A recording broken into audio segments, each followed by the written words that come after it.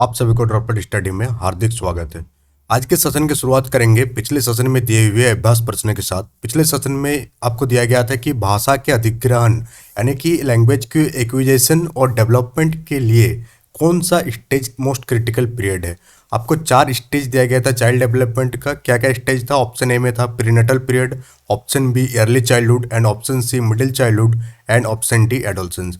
इसका आंसर का हम लोग डिस्कस के साथ इस सेशन की शुरुआत करते हैं। दिस इज ड्रॉपलेट स्टडी और यहाँ आपको 1000 पेडागोगी क्वेश्चंस का अभ्यास कराया जाएगा आपके एग्जाम से पहले। तो इसका आंसर आप कमेंट बॉक्स में कमेंट करके देने की कोशिश करेंगे। तो चलिए बढ़ते आगे और देखते हैं इस सवाल का आंसर क्या होगा। तो इस सवाल का जो आंसर होगा वो हो जाएगा अर्ली चाइल्डहुड, यानी कि चाइल्ड डेवलपमेंट में अर्ली चाइल्डहुड का जो पीरियड है यानी कि प्रारंभिक बचपन का जो समय अवस्था है उस टाइम जो होती है भाषा के अधिग्रहण और विकास के लिए सबसे महत्वपूर्ण अवधि है, मोस्ट क्रिटिकल पीरियड है लैंग्वेज डेवलपमेंट के लिए। तो चलिए इसका हम लोग एनालिसिस को देखेंगे कि अर्ली चाइल्डहुड स्टेज जो होती है जो 2 से 6 साल के लाइफ टाइम को कवर करती है और उसी टाइम जो होती है सबसे रैपिड, या एक बात है ध्यान देने वाली बात कि उस टाइम जो होती है rapid physical, mental, emotional, social and language development होती है एक बच्चे की। यानी तेजी से बच्चे का जो होती है शारीरिक विकास होती है, मानसिक विकास होती है, भावनात्मक विकास होती है, बच्चे इमोशनली थिंकिंग करना चालू कर देते हैं, बच्चे जो होती है समाज के साथ जुड़ जाते हैं, यानी कि उसका सामाजिक विकास भी इसी टाइम में होती है और इसी टाइम जो होती है वो भाषा के विकास भी कर लेती है। वो घर में जो आप लैंग्वेज बोल रहे हैं उस लैंग्वेज को सीखने की कोशिश करते हैं देखकर, सुनकर, या फिर वो आप जो भी लैंग्वेज उसको सिखा रहे हैं उसको सीखने की पूरा कोशिश करते हैं। इसलिए इस पीरियड को जो है अर्ली चाइल्डहुड पीरियड को लैंग्वेज एक्विजिशन और डेवलपमेंट के लिए मोस्ट क्रिटिकल माना गया है। और मोस्टली डेवलपमेंट 3 स्टेजेस में होती है, एक अर्ली चाइल्डहुड, दूसरा मिडिल चाइल्डहुड एंड तीसरा एडोलसेंस, जिसमें ज़्यादातर जो डेवलपमेंट होनी चाहिए एक इंसान का वो हो जाती है। चलिए बढ़ते हैं आज का पहला सवाल। आज का पहला सवाल है कि which of the following is sorry for that which of the following is a stage of moral development proposed by Lawrence Kohlberg. इनमें से कौन सा स्टेज है मोरल डेवलपमेंट का जो प्रपोज किया किसने? कोलबर्ग द्वारा। तो 4 आपको यहाँ पर 4 ऑप्शन दिया गया, 4 स्टेज दिया मोरल डेवलपमेंट के। इनमें से कौन सा स्टेज को लॉरेंस कोहलबर्ग यानी कि कोहलबर्ग द्वारा प्रस्तावित किया गया? पहला है लेटेंसी स्टेज, ऑप्शन बी है social contract orientation, option C concrete operational stage and option D industry versus inferiority stage. तो कौन सा स्टेज जो होती है कोहलबर्ग द्वारा दिया गया था मोरल डेवलपमेंट का? तो सोशल कंट्रैक्ट ओरिएंटेशन जो है सामाजिक अनुबंध अभिविन्यास, ये जो स्टेज है मोरल डेवलपमेंट का इसे दिया गया था किसकी और कौन प्रपोज किया था इसको? कोहलबर्ग ने प्रपोज किया था। हम लोग पहले समझ लेते हैं what is social contract orientation. तो सोशल कंट्रैक्ट ओरिएंटेशन किसे कहते हैं कि जब चिल्ड्रेन जो होती है, एक चाइल्ड जो होती है वो क्या करना शुरू कर देते हैं? रेस्पेक्ट करना शुरू कर देती है दूसरे का वैल्यू अपना नहीं।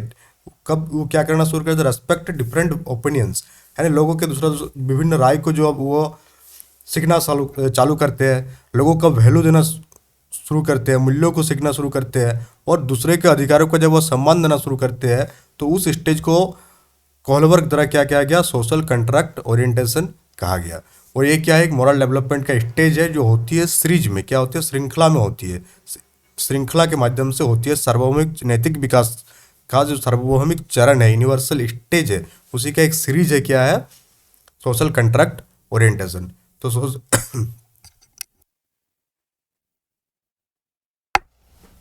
तो आपको अभी तक समझ में आ गया होगा कि what is social contract orientation किसके द्वारा दिया गया? कोहलबर्ग द्वारा दिया गया, जिसमें बच्चे डिफरेंट लोगों के वैल्यू, ओपिनियन और राइट्स को समझने की कोशिश करता है। अब बढ़ते हैं आगे। नेक्स्ट क्वेश्चन क्या है कि ड्यूरिंग क्लासरूम डिस्कशन, यानी कि कक्षा में चर्चा के दरमियान ए teacher often pay more attention to boys than girls. हम लोग देखते हैं कि बहुत सारे शिक्षक ऐसे होती है जो क्लास में लड़कियों की तुलना में लड़कों पर अधिक ध्यान देते हैं। तो इसके पीछे का ये क्यों होता है? किस प्रकार का एग्जाम्पल है?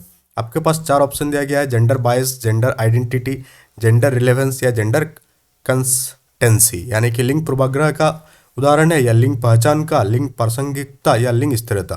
तो ये जो एक मेंटेलिटी है जिसमें बॉयज़ पर ज़्यादा ध्यान दिया जाता है या गर्ल्स पर ज़्यादा ध्यान दिया जाता है, तो उसको हम लोग क्या कहते हैं? उसको हम लोग बोलते हैं जेंडर बायस। वो जो मानसिकता को क्या बोलते हैं हम लोग? Gender bias. तो जेंडर बायस क्या है कि प्रेफरेंस देना कोई भी एक जेंडर को दूसरे जेंडर के ऊपर। तो ये दिखा जाता है जैसे हम लोग जो इंडियन समाज होती है वो पैटर्नल होती है। क्या होती है? पैटर्नल, यानी कि जहाँ पर मर्दों को ज़्यादा ध्यान दिया जाता है, औरतों से मैक्सिमम इंडियन समाज जो होती है पैटर्नल होती है। तो ये जो जेंडर बायस है, जेंडर बायस कहाँ से आती है? जेंडर बायस का जो बीज बोया जाता है वो कहाँ से बोया जाता है? वो समाज में बोया जाता है, घर से ही बोया जाता है। कहाँ से? होम से। घर में इस चीज़ को बच्चे देख कर सीखते हैं, फिर बाद में जब वो बड़े हो जाते हैं और जब शिक्षक जैसे एक टीचर का जो पोस्ट को अपनाने के बाद भी इस टाइप की चीज़ें उसके मन में आ जाती है। तो इसको हम लोग बोलते हैं जेंडर बायस लिंग पूर्वाग्रह, जिसमें किसी एक लिंग पर ज़्यादा ध्यान दिया जाता है दूसरे के मुकाबले। अब बढ़ते हैं इसी का नेक्स्ट क्वेश्चन की ओर, जो इसी से मिलता जुलता है।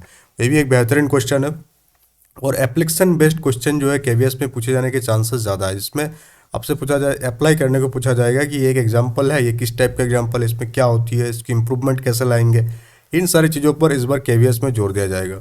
तो क्वेश्चन पूछा गया है कि which of the following is an effective strategy to reduce children's gender stereotyping and gender role conformity. यानी निम्नलिखित में से कौन सी बच्चे में जो लिंग रूढ़िवादिता है और लिंग भूमिका की जो अनुरूपता है उसको कम करने के लिए प्रभावी रणनीति है। यानी कि जेंडर वाइज को हम लोग कम कैसे कर सकते हैं, जस्ट सिंपल पूछा गया इस क्वेश्चन में। चार ऑप्शन आपके पास कि जेंडर वाइज के बारे में हम लोग डिस्कस करके इसको खत्म कर सकते हैं, या जेंडर स्पेसिफिक रोल पर हम लोग जोर देकर खत्म कर सकते हैं, या जेंडर सेग्रेटेड प्ले ग्रुप बनाएंगे तब खत्म कर सकते हैं, या जेंडर सेग्रेटेड सीटिंग अरेंजमेंट बैठाएंगे तो हम लोग खत्म कर सकते हैं। तो जेंडर बायस को खत्म करने का सबसे बेस्ट मेथड क्या है कि हम लोग जेंडर बायस के बारे में डिस्कस करेंगे। थ्रू डिस्कशन ही कोई जो समस्या है उसको हम लोग हल कर सकते हैं। तो ये जो पुरानी रूढ़िवादिता है, इस रूढ़िवादिता को खत्म करने का एकमात्र जो प्रभावी रणनीति है, इफेक्टिव स्ट्रेटेजी है, वो क्या है? डिस्कशन अबाउट जेंडर बायस, जिससे हम लोग रिड्यूस कर सकते हैं, कम कर सकते हैं बच्चों के मन में किस चीज़ को लेकर, जेंडर स्टीरियोटाइपिंग और जेंडर रोल कन्फर्मिटी को लेकर। चलिए बढ़ते हैं आज के सेशन का सबसे बेहतरीन सवाल की ओर, और बेहतरीन सवाल के साथ साथ ये आज के सेशन का अंतिम प्रश्न है। इसके बाद अभ्यास प्रश्न को आपको ले देंगे और ये सेशन कंप्लीट हो जाएगा। क्या पूछा गया कि निम्नलिखित सिद्धांतकारों में से किसने बच्चों को ज्ञान के सक्रिय साधक के रूप में देखते हुए उनकी सोच पर सामाजिक और सांस्कृतिक समग्र के प्रभाव पर जोर दिया? And which of the following थ्योरिस्ट्स while viewing children as active seekers of knowledge emphasized the influence of social and cultural content on their thinking? यानी किसने बच्चा को एक एक्टिव सीकर ऑफ नॉलेज माना था और उसमें बताया था कि उसमें उसका सोशल एंड कल्चरल कंटेंट पर इफेक्ट पड़ेगा? Option A John Watson, option B Vygotsky, option C Piaget and option D Kohlberg. तो इस चीज़ को बताया था कौन? वाइगोटस्की ने सबसे पहली बार बताया था कि बच्चे जो होती है एक्टिव सीकर्स ऑफ नॉलेज होती है। और इसका एनालिसिस आप देखेंगे कि लेव वाइगोटस्की जो एक सोवियत साइकोलॉजिस्ट थे, जो चिल्ड्रन को क्या माना कि एक्टिव सीकर ऑफ नॉलेज, और जोर दिया कि बच्चों का जो नॉलेज डेवलपमेंट होती है उसमें किस चीज़ का इफेक्ट पड़ता है, उसका सोच पर किसका इफेक्ट पड़ता है? सोशल एंड कल्चरल कंटेंट का। यानी कोई भी बच्चे है तो उसका सोच पर किसका इफेक्ट पड़ेगा? सामाजिक और सांस्कृतिक सामग्री, यानी जिस समाज या संस्कृति का वह भाग है उस समाज या संस्कृति का इफेक्ट उसका सीखने पर, यानी कि उसको लर्निंग पर भी पड़ेगा। और उसका जो नॉलेज डेवलपमेंट की प्रोसेस है उसमें भी उसका सोशल एंड कल्चरल कंटेंट का इफेक्ट पड़ेगा। यही बात को किसने किया? वाइगोत्स्की ने किया। क्या बोला कि बच्चे के विकास को सामाजिक और सांस्कृतिक संदर्भ के बिना नहीं समझा जा सकता। यानी कि अगर हम लोग को बच्चों को विकास को समझना है, बच्चे को चाइल्ड डेवलपमेंट को समझना है, उसके डेवलपमेंट को समझना है, तो सबसे पहले क्या समझने का हम लोगों को? उसका वो किस समाज का हिस्सा है और किस संस्कृति का हिस्सा है, इसको भी कंसिडर करके हम लोगों को चलना होगा। तो चलिए आज का सेशन का सबसे आखिरी प्रश्न है, जिसका उत्तर आपको कमेंट बॉक्स में कमेंट करके देना है कि while working on a jigsaw puzzle 5-year-old Najma says to herself. यानी जिगसॉ पहली पर काम करते हुए 5 साल के नजमा खुद को क्या कहती है? खुद से ही कहती है वो कि नीला टुकड़ा कहाँ है? Where is the blue piece? No not this one. यह नहीं, गहरा है जो यहाँ जाएगा और इसे जूता बनाएगा। तो ये किस टाइप का कन्वर्सेशन है और इसको वाइगोटस्की ने किस टाइप के कन्वर्सेशन के रूप में रेफर्ड किया, संदर्भित किया? पहला private speech, option B talk aloud, option C scaffolding and option D egocentric speech.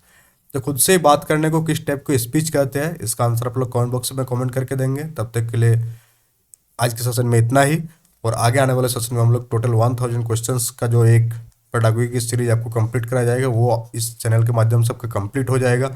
साथ ही बहुत जल्द जो है टॉपिक वाइज जो है सब्जेक्ट इस कंसर्न्ड आपका सिलेबस है उसको कवर किया जाएगा, और ईवीएस एंड पेडागोजी का सबसे बेस्ट मटेरियल आपको इसी चैनल में मिलेगा। Thank you, that's all for today.